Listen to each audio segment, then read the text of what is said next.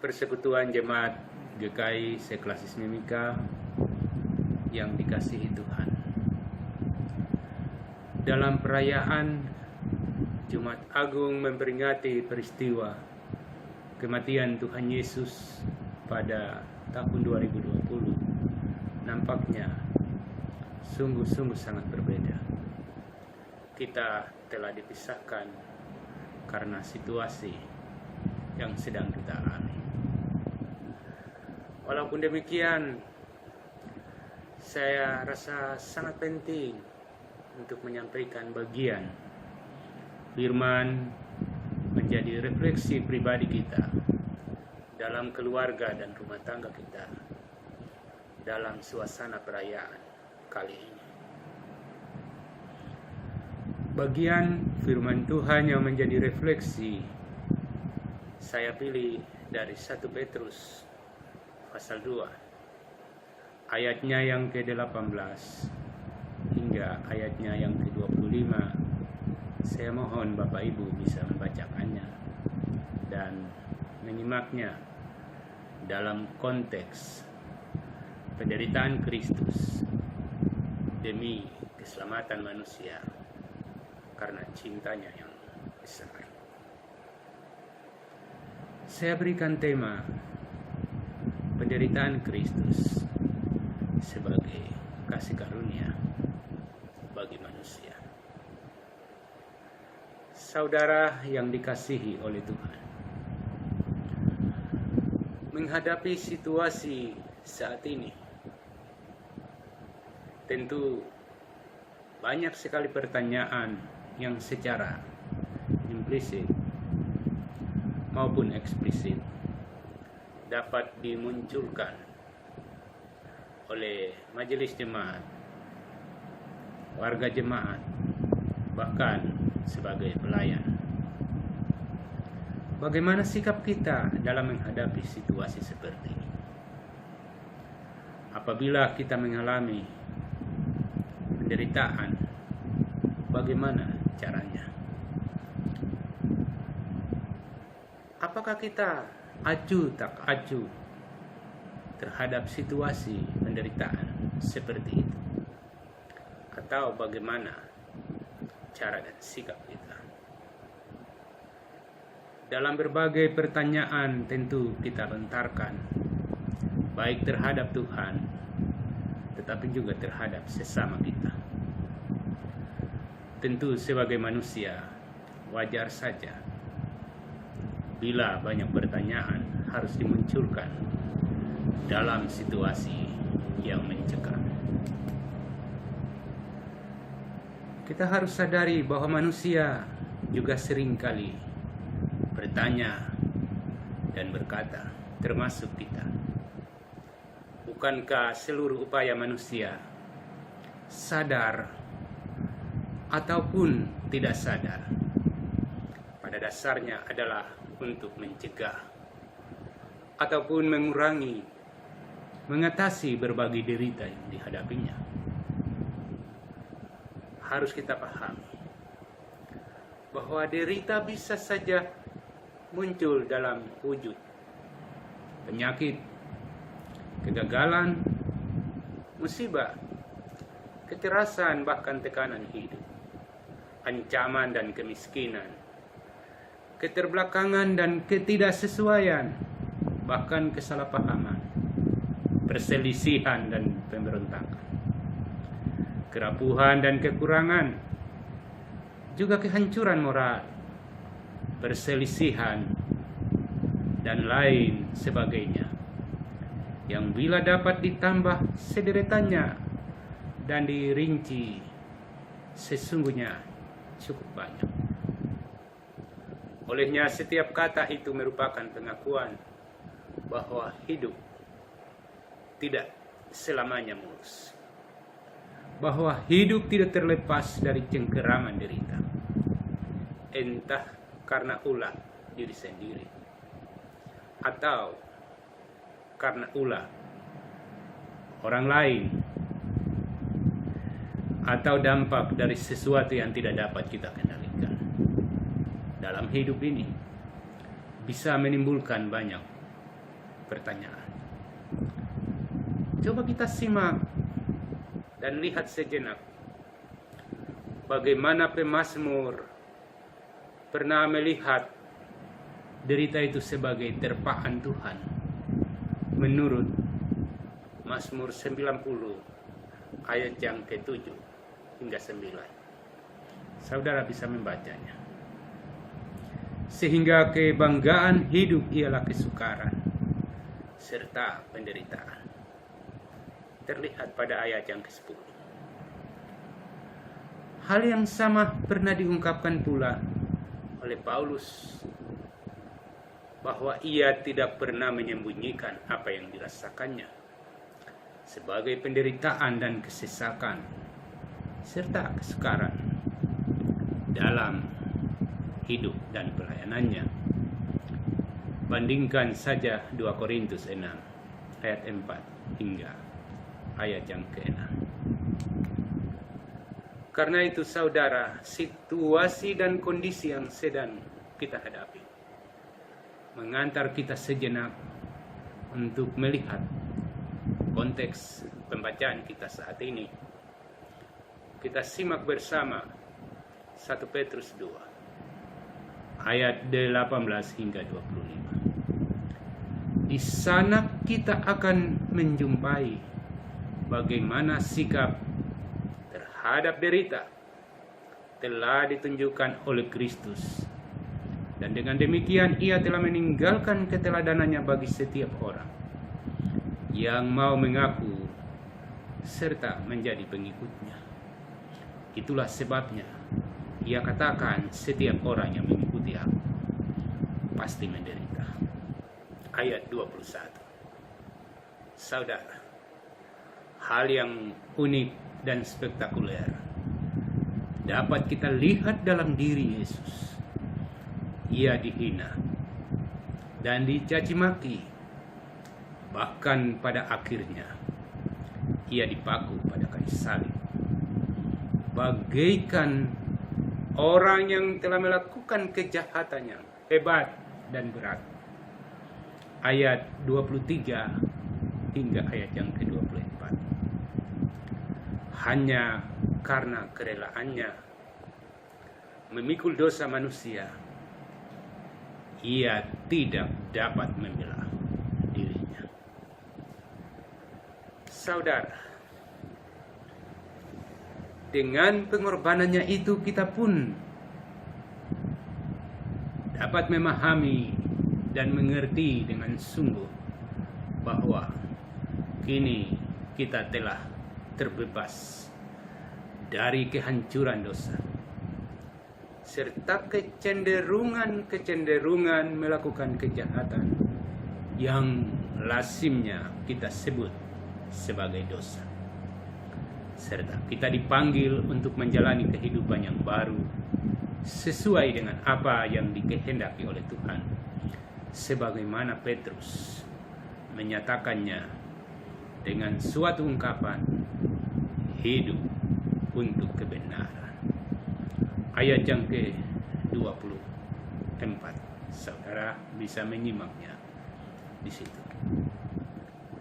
Hal lain yang dapat kita pelajari dari teks bacaan ini, bahwa Petrus hendak menjelaskan bahwa apa yang dilakukan dan dikerjakan oleh Yesus melalui penderitaannya ialah pemulihan menyeluruh atau pemulihan secara universal atau suatu pembaharuan akan pemulihan kehidupan yang dikerjakan olehnya.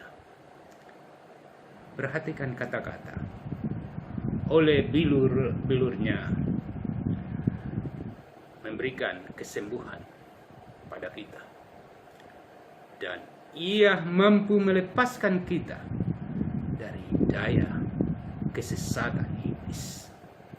Bandingkan ayat 24 bagian C dan ayat yang ke-25 bagian A. Saudara yang dikasihi oleh Tuhan, dalam hubungan keterpisahan karena situasi saat ini, marilah kita belajar bersama. Apa yang diperbuatnya atau apa yang dilakukan oleh Yesus adalah pemulihan hubungan antara gembala dan domba-dombanya. Perhatikan ayat 25. Apa maksudnya, saudara? Inilah yang mencerminkan suatu ikatan kesetiaan yang tidak dapat diputuskan oleh ulah domba itu sendiri. Kata firman. Karena itu saudara coba perhatikan bahwa perhatian dan pemeliharaannya yang tidak putus-putus itu diartikan sebagai kasih karunia yang terwujud penuh pada puncak penderitaannya melalui jalan kematian di kayu salib itu.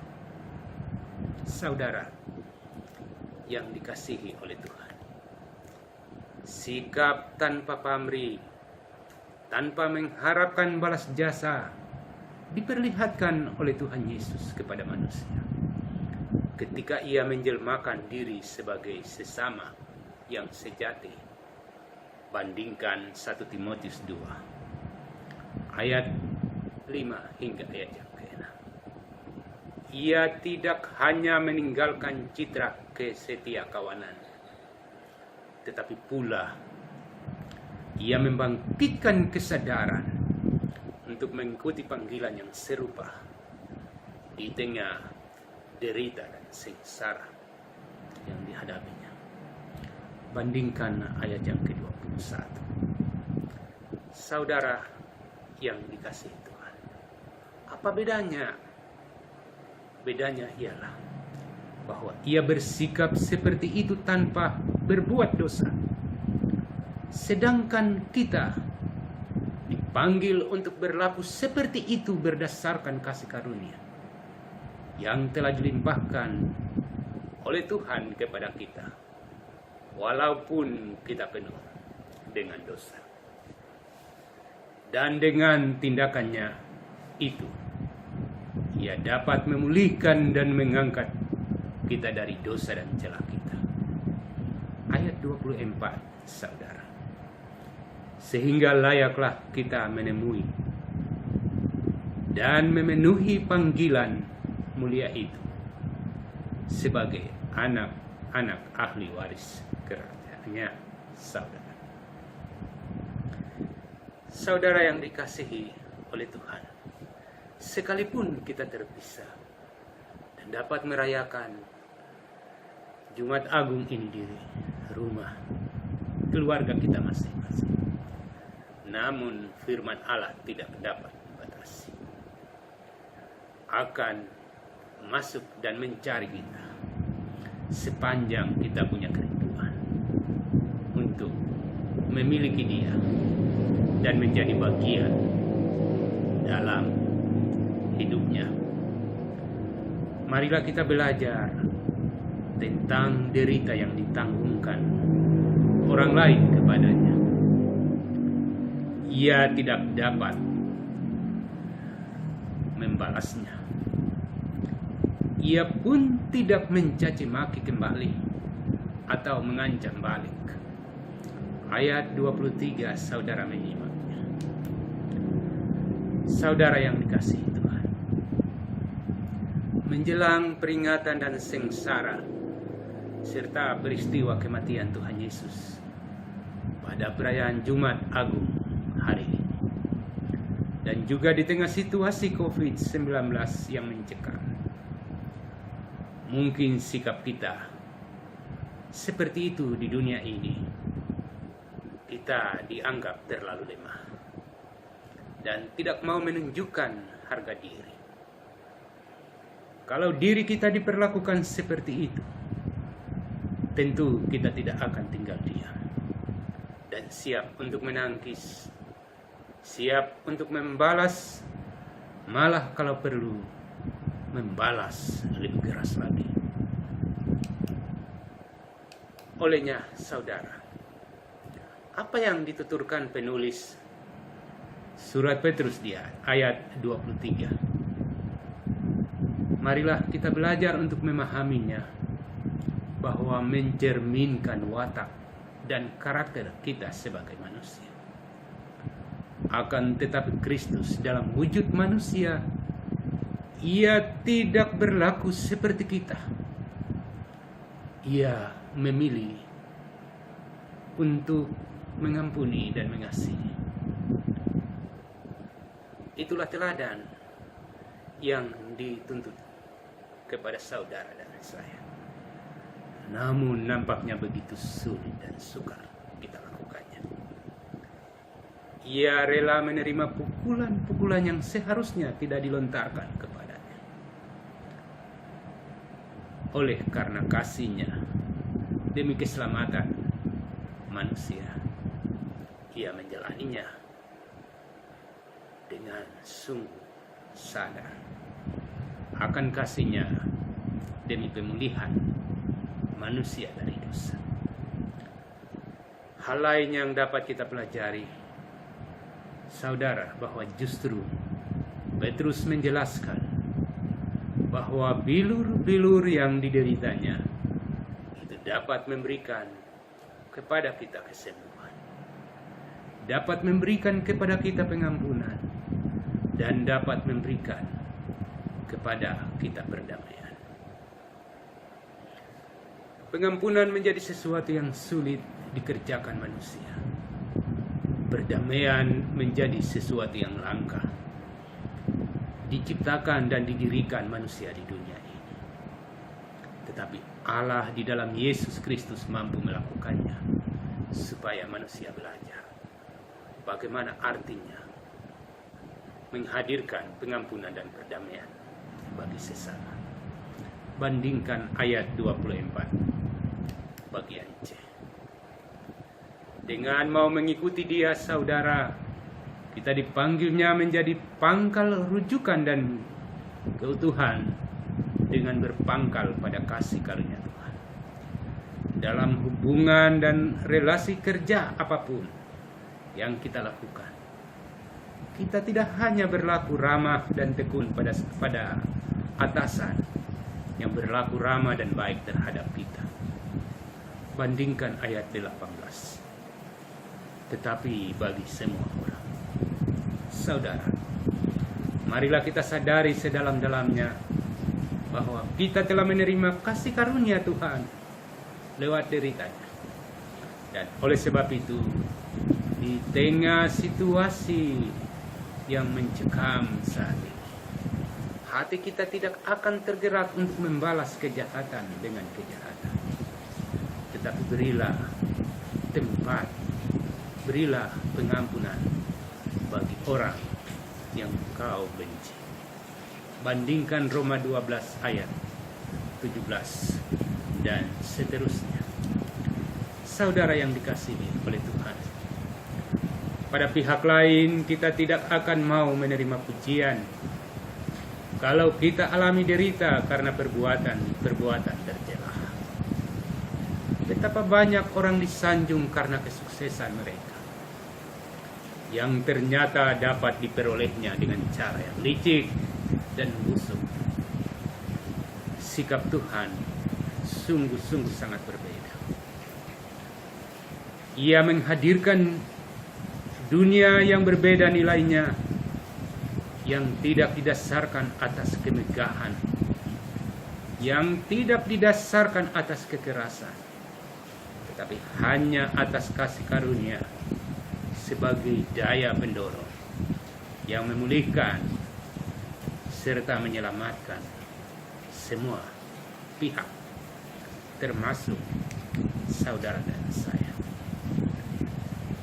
Saudara yang dikasihi oleh Tuhan, kekuatan kasih karunia itu tidak dapat diremukkan oleh kebengisan dan kebencian serta tipu daya. Perbuatan-perbuatan atas landasan kokoh itu dapat diperoleh karena telah dimeteraikan oleh Kristus, dan akan membuat orang yang memfitnah sekalipun tergerak untuk memuliakan Tuhan dengan sungguh, karena ada perubahan hidup dalam dirinya. Saudara yang dikasihi Tuhan, tidak dapat disangka lagi bahwa perilaku Kristiani pada umumnya dalam dunia dewasa ini seperti itu adalah kesaksian hakiki di tengah kehidupan nyata yang beraneka ragam. Pada setiap perjamuan kudus yang sering kali kita lakukan, kita tidak hanya diingatkan akan kasih pengorbanan Kristus di kayu salib semata, dan dibangkitkan rasa persekutuan kita sebagai orang-orang yang percaya. Tetapi perlu diingat bahwa kita pula sesungguhnya telah terpanggil untuk memberikan kesaksian dalam perilaku dan perbuatan tentang kasih karunia Tuhan kepada orang lain yang membutuhkan pelayanan dan dukungan dari kita. Ketika kita terbagi roti dan anggur sebagai tanda tekad kita untuk juga berbagi berkat dan kemurahan dalam keadaan apapun, kita dituntut rela melakukannya dengan tulus, sebagaimana kita mendapat bagian yang utuh dari tubuh dan darah Kristus dengan rela demi keampunan dan keselamatan kita. Saudara, itulah pengabdian gereja yang adalah persekutuan orang percaya sepanjang masa, sebagai rasa syukur atas pengabdian Tuhan yang hebat dan penuh kasih karunia bagi dunia ini.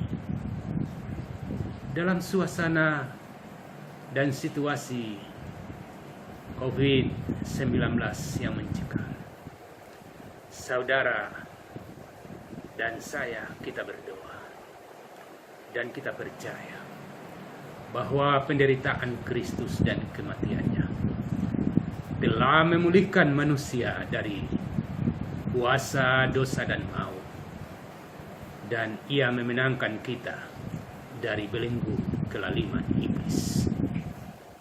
Dengan sungguh-sungguh dan percaya bahwa melalui peristiwa perayaan Jumat Agung kali ini, Tuhan pasti mengasihi kita. Tuhan pasti melihat sengsara kita. Tuhan pasti melihat derita kita saat ini. Tuhan melihat tangisan dan air mata kita di atas muka bumi dengan berjatuhnya korban jiwa akibat virus ini. Ia tak selamanya membiarkan kita hidup dalam penderitaannya.